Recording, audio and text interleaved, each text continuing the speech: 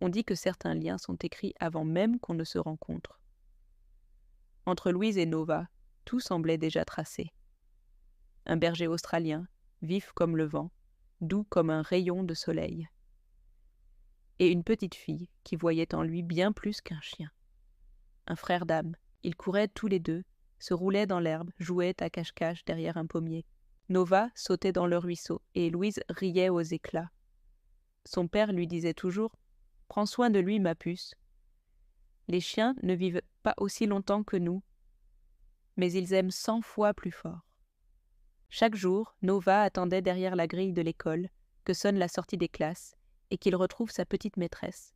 Mais ce jour-là, sur le chemin du retour, un papillon bleu attira le regard de la petite fille. Elle s'éloigna du chemin habituel, marchant vers le petit pont derrière le champ. Un pas de trop. La curiosité des enfants, parfois, ne connaît pas la peur. Louise glissa sur une planche mouillée et tomba à moitié dans la rivière. Ses cris furent couverts par le vent. Elle s'accrocha de toutes ses forces, les yeux remplis de panique. De l'autre côté du champ, Nova redressa les oreilles. Son instinct le guida. Il aboya, puis s'élança à travers le champ détrempé. Il sauta la clôture, dévala la pente et fonça vers le pont. Il n'a pas réfléchi. Il n'a pas eu peur. L'amour, chez un chien, n'a pas besoin de mots. Il agit.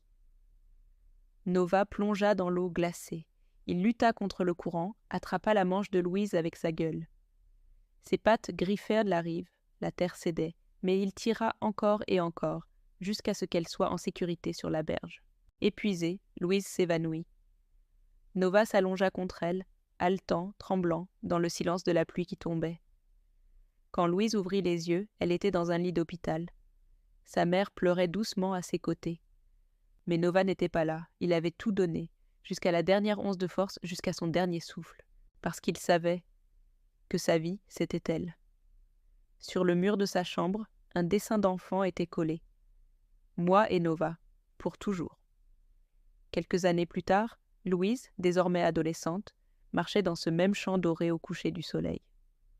Un chiot berger australien courut vers elle, joyeux.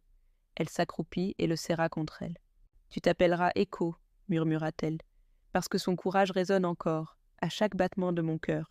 Certains héros n'ont pas besoin de cape. Ils ont 4 pattes, un regard fidèle et un amour plus fort que la peur.